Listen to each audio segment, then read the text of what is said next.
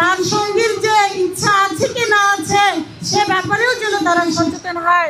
কারণ সন্তান যেন এরকমের উলঙ্গ অবস্থায় মৃত্যুর সাথে পাঞ্জা না লড়ে। সিটটা ছেড়ে দিতে হবে না, আমাদেরকে বাসে স্পর্শ করে ছাড়ুন। ধর্ষকের শাস্তি এতটাই দৃষ্টান্তমূলক হওয়া উচিত। ধর্ষণ কেন, শ্লীলতাহারি করার সাহসও যেন কোনো অপরাধী না পায়। বোনকে বলতে হবে না যে তুই বাসায় ফিরছিস কিনা, এই নিয়ে আমাকে ভাবতে হবে না, এমন একটা দেশ আমরা চাই।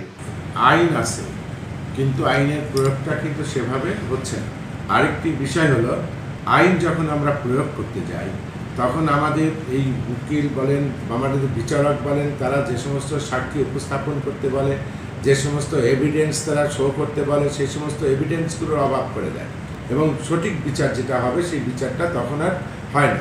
সেই জন্য যাতে সাক্ষীরা নির্ভয়ে সাক্ষী দিতে পারে, অথবা তাদের সাক্ষীটা এমনভাবে নিতে হবে যাতে করে তারা কোনোভাবেই সন্ত্রাসীদের দ্বারা অথবা যারা অপরাধী তাদের দ্বারা আবার যেন পুনরায় আক্রমণ না হয়। আমরা সেখানে সবাই মানুষ হিসেবে ঠিক করবো। আমরা সব রকম সহিংসতা থেকে মুক্ত একটা সমাজ চাই, যে সমাজে আমরা আমার মেয়ে আমার ছেলে নিরাপদে সকাল বিকাল সন্ধ্যা রাত যখন ইচ্ছা যেখানে ঘুরে বেড়াতে পারবে, এমন একটা দেশ চাই যে দেশে আমার বোনকে বলতে হবে না যে তুই বাসায় ফিরছিস কিনা, এই নিয়ে আমাকে ভাবতে হবে না, এমন একটা দেশ আমরা চাই। নারী ধরিত্রী মা বলা হয়।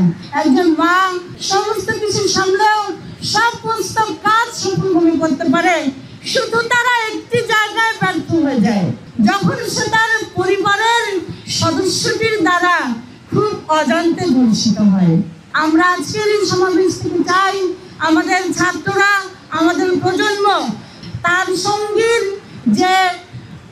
সঙ্গীর যে ইচ্ছা আছে কি না আছে সে ব্যাপারেও যেন তারা সচেতন হয়, কারণ সেটিও ধর্ষণের শামিল।